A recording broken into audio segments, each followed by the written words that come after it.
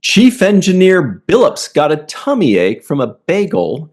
Boimler always wanted to get stuck in a painting. And it's the Freeman's anniversary. Hello, everybody, and welcome to the Seventh Rule with Sirach Lofton.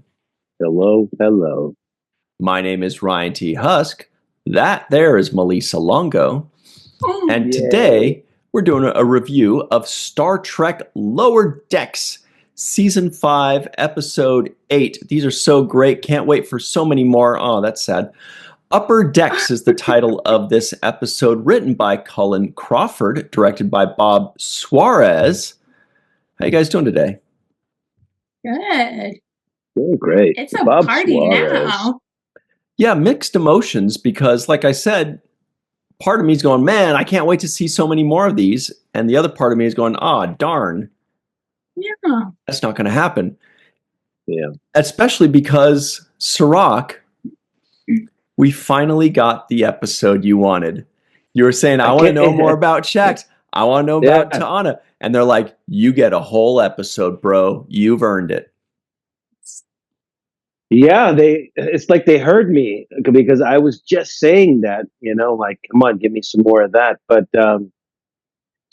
I don't necessarily wasn't saying it in a way where it had to be Upper Decks, just a whole episode based on their activities. I was thinking more like A storyline, B storyline, allowing them to get weaved into the shows as opposed to just focusing on the Lower Decks, So I was thinking about it more along those lines. This obviously was kind of taking a jab at them and, just making it the focal point of the episode. So I enjoyed it. I thought it was good as far as getting to see what they do. I love, like I said, I mentioned T'Ana before. Mm-hmm. We finally got some of that T'Ana, those lines that she can deliver so well. Mm-hmm. The irritated Catwoman lines. And I love it. I love when she was bitching about the criticism that she got, It's like, how's your day going? No, nothing, It was great. So to see the Upper Decks, it kind of feels like it was almost overdue for this kind of an episode. Yeah. When I was watching it, I was thinking, how come we didn't see this already? Like basically a slice of their, Billups with his chart and things to do list and like the schedule and all of that stuff. I mean, they could have really played off of that the whole series. Oh, Billups is real organized and he likes to go by the schedule, and and that could have been a whole like shtick there. Mm-hmm. Even the ransom stuff, for example, could have been a shtick that they could have played over and over again. I liked it. Yeah. Going into this episode, and them focusing on the Upper Decks, it kind of reminded me of the TNG episode that we haven't gotten to yet, called Lower Decks. And It kind of reminded me because they focus on the Lower Decks in that episode. So this kind of felt like a switch where we always see the Lower Decks, but now we get the slice of life of the Upper Decks we don't always get to see.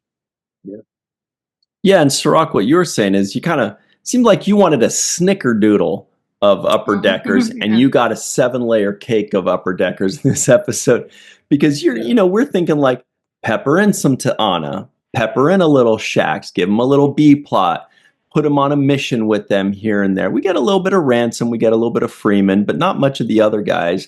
And this one just said, and to be honest, I actually really like that because it's not what we would have ever expected.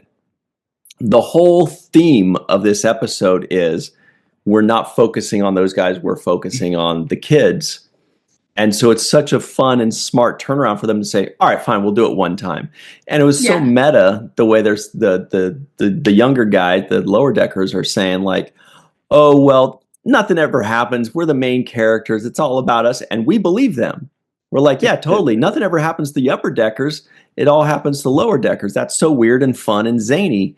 But now we find out, oh my goodness, Shaka, when the walls fell, the upper deckers go through quite a bit here. It was a lot. I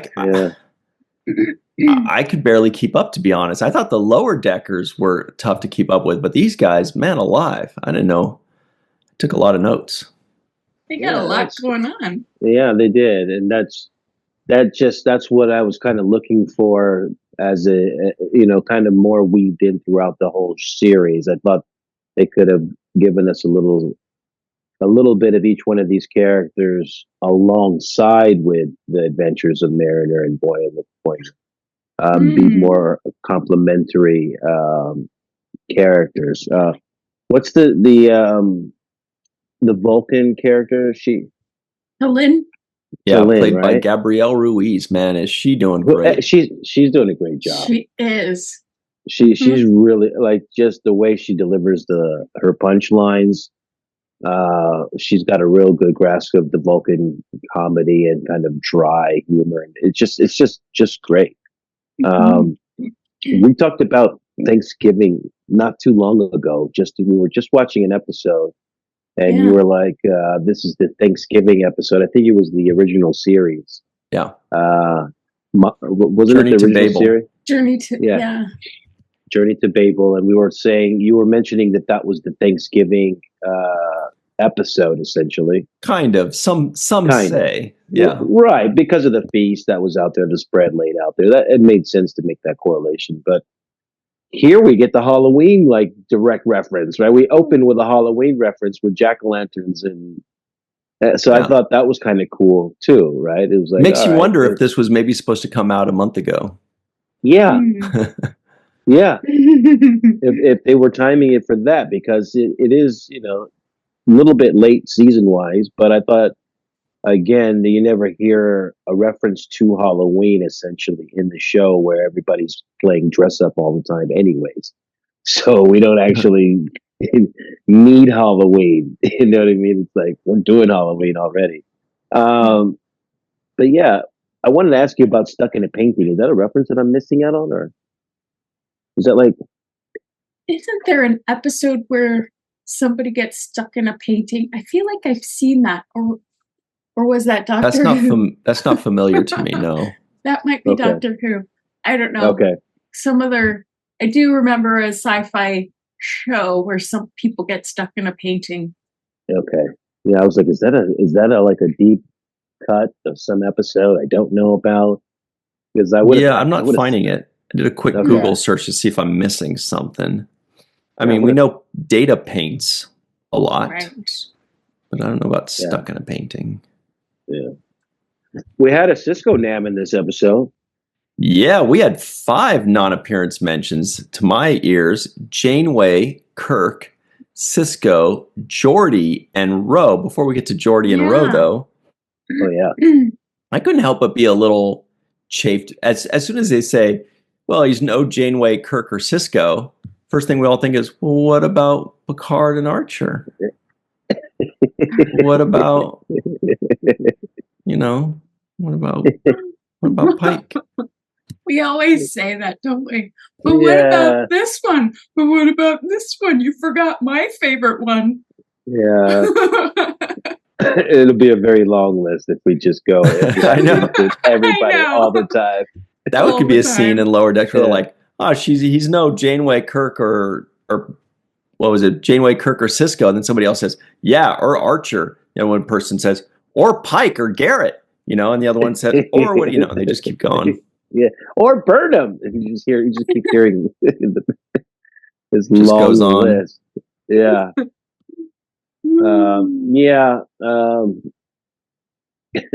And what about Cassidy? She was a captain. Cassidy, she Ain't that the truth? Yep. What about Nog? Yep. Yeah. So we could just keep playing this game if we want to go, but I was happy to hear Cisco get a man in there. Me too.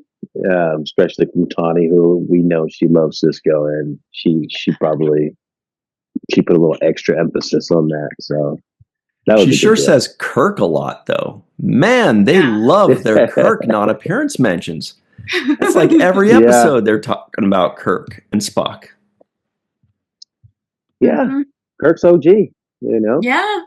It's exactly what I was just And, thinking. and not too many people get a chance to talk about him like that. So they have the green light to basically, you know, talk about anything because it's not going to be upsetting the canon and everything. It's, you know, they're good. So go on with your bad self, Lower Decks. Now I was also, laughing. sorry, go ahead. No, I was laughing when Ta'ana had to bring up the devolve line in that section. And she was like, yeah, she's a futuristic cave woman who could read minds but was afraid of open flames. I don't know why that line, I had to rewind it so many times, but it had me laughing just because they were playing on the trope of Star Trek having an episode where somebody either evolves rapidly or has to devolve. And in this particular case, it was a boat. And so I thought that was hilarious. It was like a futuristic cave woman. Yeah. See, that reminded me of, no spoilers here, but that reminded me of the time that Riker, check this out, devolved in the episode Genesis. Sirach, you'll be seeing that in a year or so. Right? You look at this. Yeah. But if you look very closely, this episode was directed by Aaron Eisenberg. What? Yeah, okay. Nice. Nicely done. There's, I don't know how, but Riker snuck in a middle finger into filming of Genesis, 7th season episode. He knew that you guys would be playing that game in Deep Space Nine. And then he went on to do those Geico commercials, right? That's not him? Oh, that guy. Oh my God. I loved that caveman. Yeah. I wanted to be his friend. Wasn't that the Geico guy? It's so easy a caveman can do it? Yep. Yeah. And he was always just like, just trying to be a nice guy. And he was like, oh. Yeah. He was dealing with caveman racism, actually. Yeah. Caveism. Caveism. The hair. Some parts sticking out from under her uniform. Oh, I didn't even notice that. Yeah. I saw that too. She's so hairy. Yeah, and is that a unibrow? Oh yeah. It is. That's up. Yeah. She's gonna play for the Lakers if she keeps that up. Well, we might have found somebody for Jordy. Yeah. She's got a visor up top. I was making an Anthony Davis joke, but yours works too. Oh my gosh. All right. That is funny. You know, well, speaking of we Jordy, gotta ask if she can do Latin jazz, you know. He likes can she play Latin jazz on that thing? She can play with Riker. They could be the horn section, sorry. But yeah, because he plays the tuba. Oh yeah, he plays the trombone. She plays trombone. The trombone. She plays. I can't keep the. I never played the horn. One of those. Those hornies. Yeah. Look, everybody. We're gonna write this ship because we were talking about Geordi, and he got a non-appearance mention along with Ro. So we're gonna talk about that in just a moment, right after this break that we're gonna take to compose ourselves. I just ate an entire gingerbread man. Thank you, Eve England out in Wales for that. Thanks to Eve, yeah. Aww, but now I'm thirsty, so we'll be right back on the 7th rule. Hey, everybody. Welcome back to the 7th rule with Sirach Lofton. Hello. Lisa Longo and myself have these perfectly manicured trivioids for the week. And they go a little something like this. The Lower Deckers are enjoying a pumpkin party. Boimler always wanted to get stuck in a painting. Ensign Barnes evolved and devolved at the same time. Dr. Ta'ana needs to brush up on her anesthesia. Lieutenant Shax requests a day off. Shax's visions are back again. Chief Engineer Billups got a tummy ache from a bagel. Dr. Westlake helps Ta'ana update the pain chart, and it's the Freeman's anniversary. Hey, Dr. Westlake, I wonder... Is this new character? we've only seen him one other time, I think. I remember that name maybe once. He was hilarious to me. And I'm just wondering if he's named after the composer Westlake, or if he's named after the town of Westlake here in LA. You know how like they have all the Cerritos things, you know, if like it's gonna be the USS Westlake, you know, maybe they're gonna start naming characters Westlake after Village. towns. Yeah. They're gonna have Lieutenant Sandra Van Nuys pretty soon. Yeah, okay. All right. Sirac, you're killing me here with your reactions. Loved it. The facial expressions, and then there's going to be an ensign Sarah North Hollywood, right? Oh God, no. That's a stripper. Melissa. I liked Dr. Westlake. I thought he played that character perfectly, and it was super funny because you have to play giving T'Ana a hard time. It has to be done in a certain way because she doesn't take anything from anybody. And I thought the way he played it was exactly how you would rib T'Ana if you were trying to come at her. You couldn't do it in just a direct way. It had to be in the way he did it. And so I thought it was a great character. I'm looking him up right now. Turns out he's a Nurse Westlake, but he is a lieutenant as well. Looks like we met him. Wow. In the very first Lower Decks episode, Second Contact. Oh, wow. He was infected with the Rage virus. And he was also in Moist Vessel. So he was in a couple that's his episodes. business, okay? Yeah. What are you trying to say, Srock? No, I thought Nurse Westlake was a great character. I loved it. And the whole pain management, turn up the pain to Anna, like, you know, basically being really good at some BDSM type stuff. She has a high threshold of pain. But apparently hot cheddar at the end was enough to do it. I thought that was hilarious. Chowder. Was it clam chowder? It was some kind of chowder. Cheddar? Oh, okay, I thought it was cheddar. Chowder. Okay. Chowder. Yeah. But yeah, that was funny. She did you hear her purring after she was like, and he's like, good kitty, and he's petting her head, and she's like, shut up. She starts purring. Yes. I loved it. Yeah, what about when she was dreams back? Yeah. What about when she was beating the hell out of that guy when he says, that was set to kill? And she said, so am I. Yeah. Yeah. And then when she was done, she buried him with her foot. Love the cat jokes on the show. I love Tana's character. She's hilarious. And the way she curses like a drunken sailor. Yes. So she's always cursing. It's awesome. And anybody who's seen a cat go hard, if a cat were to go at you like the way not that, Ryan. Oh, you're so bad. Oh my gosh, my cheeks hurt. You're so I'm bad. not touching that one either. Yeah, okay, look, don't touch that. the point is, yes, I agree with you, Sirach. That's a nightmare situation. It's a nightmare scenario as a cat raging on.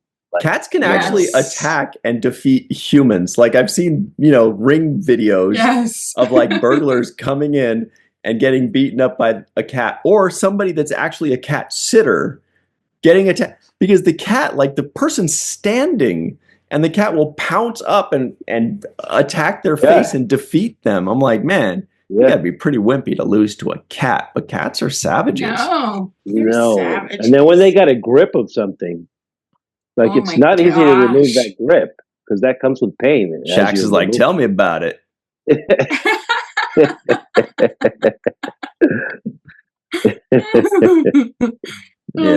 like, she got a grip so hard it'll unwrinkle your nose. That's what he says. All right. All right. That's just what he said. Okay. You don't remember that episode? No, I don't remember that season either. Anyway, so we had the Geordie and Ro were mentioned. Now, Sirach, Ro Laren? Ro Laren. How do you know that? I've heard this name before. Could only be one Ro. Right. Well, she was on Picard. Exactly. You saw her in Picard season 3, episode 7, I think it was. But you will see her in another Star Wait a minute, Trek series someday. she's the one that he met from the holiday when he was at Ryza? No. Mm-mm. No, that's Vash. Vash. Ro Laren is played by Michelle Forbes, who's also in Battlestar Galactica and other things. So the point is, there's kind of a spoiler in there for you because they said Ro and Geordie. So you know at some point there will be a character named Ro, and that she and Geordie will be, I don't want to say invisible, but they were kind of talking about not being seen or just hiding out and being lost forever. I don't remember what the exact quote was. But look forward to that because personally, I think that's a very good episode. I liked it a lot. Okay. What was the line exactly? Geordie and Ro wandering alone. That's what she said. End up like Geordie and Ro wandering alone. But anyway, for those of us that know the episode, it's a great one. Okay. He said it during the play where he was like, Geordie and Ro. The and scene guy. How many characters were there in this episode? This has got to be a record for the most characters. Like there were 25. There's a lot of people in this. I did notice that. Yeah. I noticed that as well. A lot of people in this. But because you had the beta shifters and the delta shifters, right? So they each got some kind of dialogue or a moment there. So yeah, there was a lot of characters in this episode. My favorite was when Ransom breaks into that long story about, and it just reminds me of those moments, when they're like, oh my God, close the door. There's only 30 seconds left. And then somebody's like, let me tell you about the time when I only had 30 seconds left. And I just know that you are the finest crew. Shut the door, man. Yeah, exactly. Exactly. I thought they troped that. They made fun of those moments there. You know what I mean? When that happens, which I thought when we were watching Discovery, I remember a few of those moments when things were on the brink of, exploding, and there would be those kind of slow moments. Like, did I ever tell you what I meant to you? You're like, oh, guys, seriously, have this conversation in 5 minutes. Just let's get out of here. So I love that trope. Yeah. Yeah. The professor in the cargo bay, the alien that he portrayed, we've seen that kind of alien before. And do you remember where? No. It was in an episode of Deep Space Nine called Paradise Lost. Oh no, yeah, the professor. He's a Grazerite. Yes. Right? He's a Grazerite. He was the president. He was the president of the Federation. Yeah, that guy. I recognized that right away. I was like, really?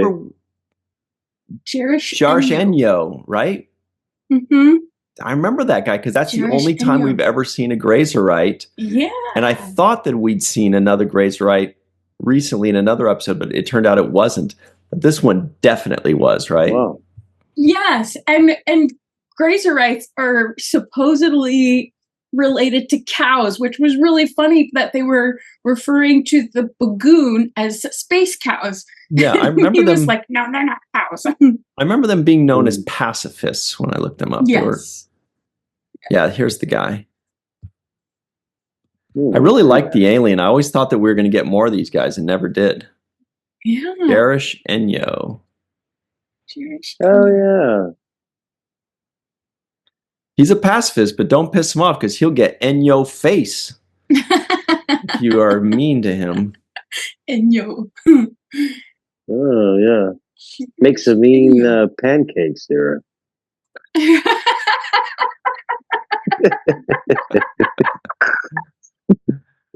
Yeah. You Jerish know. Inyo. Anyway, yeah. Inyo. I think that's So Grazerite, we've only seen one Grazerite. You recognized it. That's yeah, crazy. which is kind of on the nose, calling it a Well, yeah, grazer, right? Yeah. I think, you know. yeah, right on the nose. What gave it away though? How do you recognize that so easily? It just looked. I mean, there aren't really any aliens that look like that. You know, it's a very distinct look. Mhm. Yeah. Yeah. Wow. Yeah. That's good on you guys with your memories. But they had a lot of references from different shows, different movies. Phillips in the Tube was like Wrath of Khan. Oh, yeah. Yeah, I saw it. Yeah, I thought that too. I'm glad they didn't beat that to death, though. They just kind of gave us the little hint and moved on with it. It was cool. Or when he says, he's like, that axe is for emergencies. And she's like, I'd be interested to know what constitutes an emergency to you. Yeah. Right. This is for emergencies only. It's like, okay. Yeah, they had a bunch of good jokes in this one. I thought them getting together when they got together and they were like, strong and brave, wise and true. That's what makes the Cerritos crew. I was like, you guys got to cheer? I'm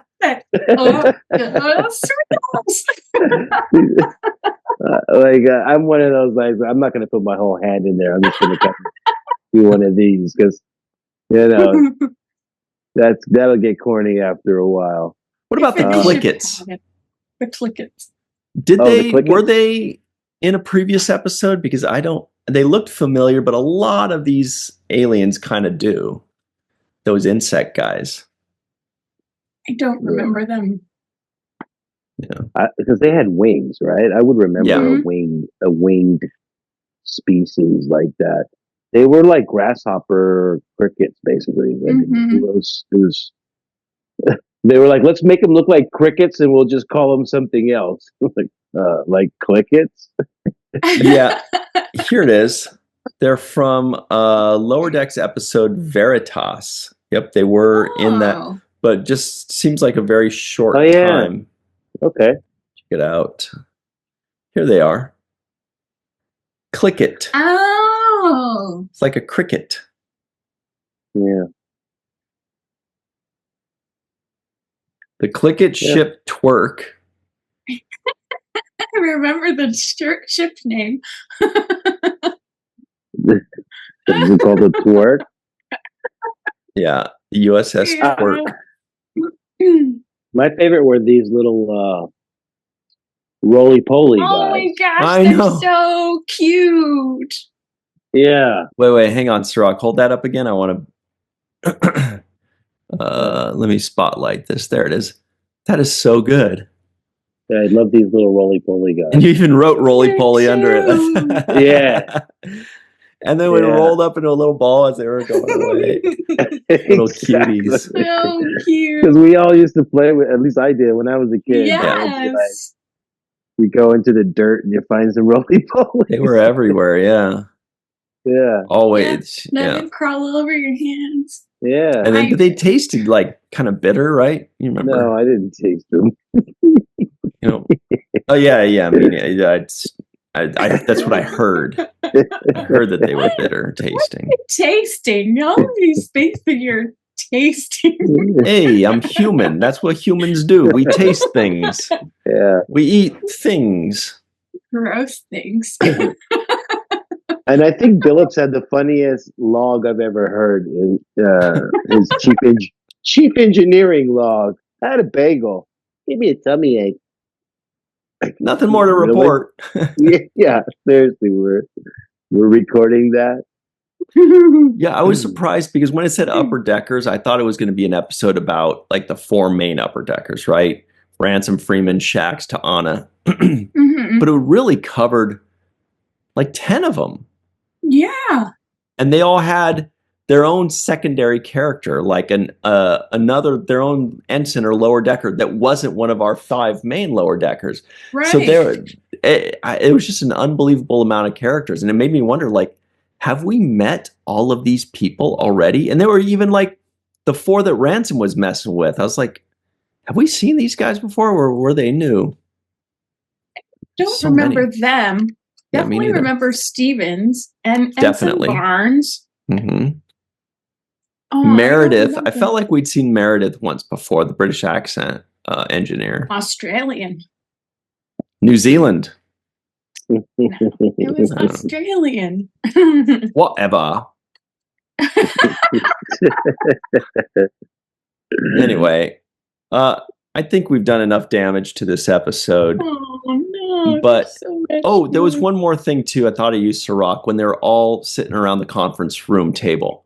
You know, the conference table. I love those scenes in Next Generation when they do that, and I love that they gave us a little bit of home because that's what we're used to. We're used to seeing the senior staff around the table talking serious talk and figuring some things out and discussing a nom. Jordy, put it on the display. Jordy, what did you find? Well, Captain. And then they go, is this true? And Data goes, I posit, sir, that, and then he goes into his thing. Yeah, very good. Yeah, and Worf goes, but a Romulan would not do such a thing, you know. So funny. Yeah. And then Troy goes like, or he makes a suggestion and gets shot down. Yeah. So recommend we fire. No, Mr. Wolf, shut the fuck up. Now it's not the time, Wolf. That's kind of taking that up too. He's very Worfy. Yes. Yeah. Yeah, you mean like the whole Shax has that pouty. Recommend we blow it up. Eject the warp core. Eject the warp core. And then finally, when it actually works, they're like, maybe you should listen to him. Yes, finally. I don't remember which episode that was, but so he is the warp of this show, basically. Yeah. Mm-hmm. Yeah. Lieutenant Worf Core. Oh, that's enough, baby bear. Oh, I liked when he had beat up all the Clickets and he goes, oh, buddy, I'm sorry about that. And there was the AI defense golem, and it was so cute at the end where we got to see the little anniversary and the happy ending right there. That was so sweet. Like when we'll always have Paris. Right, they went to the Paris holodeck. Program. Oh, yeah. They did, and they did a little homage there. They're telling Mariner, oh, yeah, I think I saw your dad here. She's like, no way. They're like, yeah, your dad, I just saw me. I was making out with your mom. And that was very funny as well.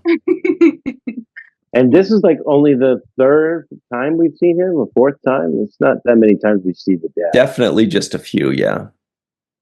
Yeah.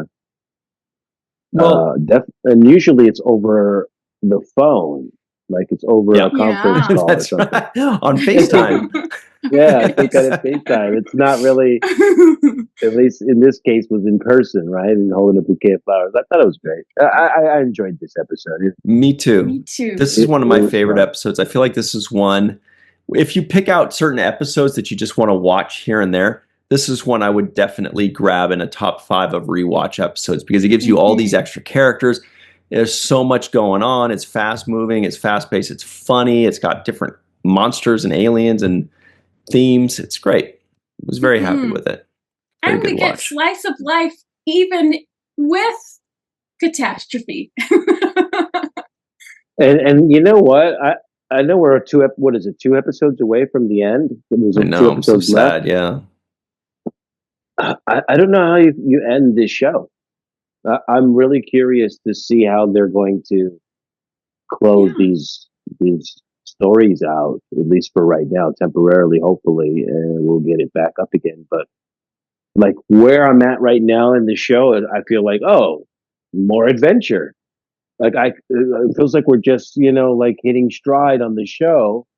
So it feels weird to watch a show where you're feeling it, you're hitting the stride, the 30 minutes flies by, and then you're like, oh, but this show's good, but it's ending it too. So yeah, you know what I mean? It's kind of weird for them to pull the plug on a show that is delivering on all the things you want it to deliver. It's definitely in its prime, yeah.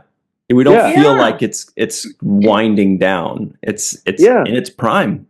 Yeah. It's And Michael it's Jordan retiring in his such prime. Yeah.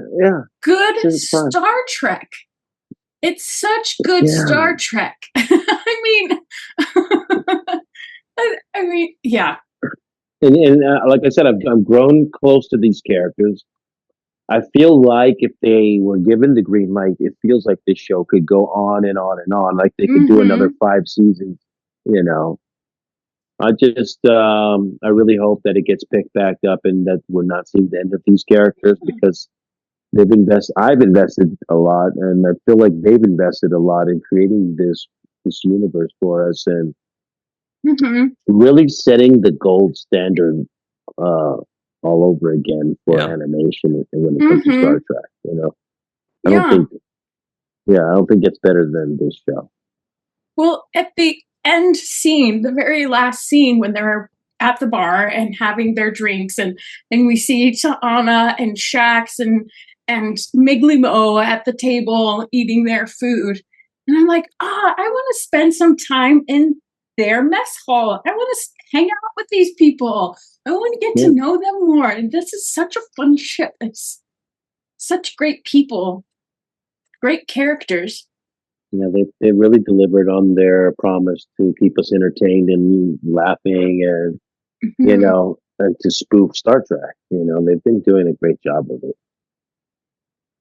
it. Well, I've been very happy with it, and I'm sad that it's ending. And I agree with you, Sirach. I don't know where they're going with these last 2 episodes. We do know that they didn't know it was going to end. So there isn't like this big pressure for them to have some big finale thing, but their season finales have still been amazing. So we know these last 2 episodes, or certainly the last episode, is going to be amazing. We know that. Anyway. And shout out to Bob Suarez, who directed this episode. You know, he's been delivering as well. I know I think his name's been on a lot of these episodes in my notes. So shout out to Bob Suarez for also, you know, giving us another great episode, as well as Colin Crawford. The script was tight. It was tight. Tight. So full. Yeah. So fast-paced. I mean, there's like 40 characters to write for. Right. And like 40 scenes. Like it's just probably more than probably like 70 scenes, honestly, because each scene was like so fast. Anyway. And zero fat. Like everyone had a reason to be there and a purpose. Everyone was part of telling the story. There were no superfluous superfluous characters. Just stick to saying persimmons. All right, well, speaking of no superfluous people, here are superstars in their own rights.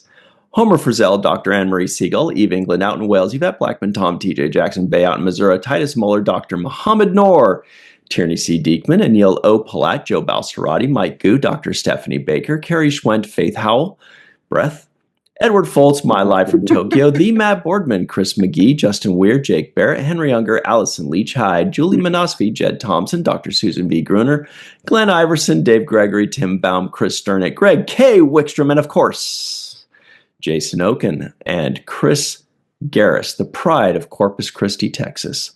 If Corpus Christi had any pride, just kidding. We love you, Corpus Christi. That's it for us. Thank you so much for hanging out with us, everybody. Please make sure to like this video, subscribe to the channel, hit the bell icon for notifications. If you're listening in, give us a 5-star rating and a nice review. We'd really appreciate that. And visit us on patreon.com/the7th rule to be part of the fun. We'll see you next time. Support Lower Decks. Watch it over and over again. And until next time, always remember the 7th rule.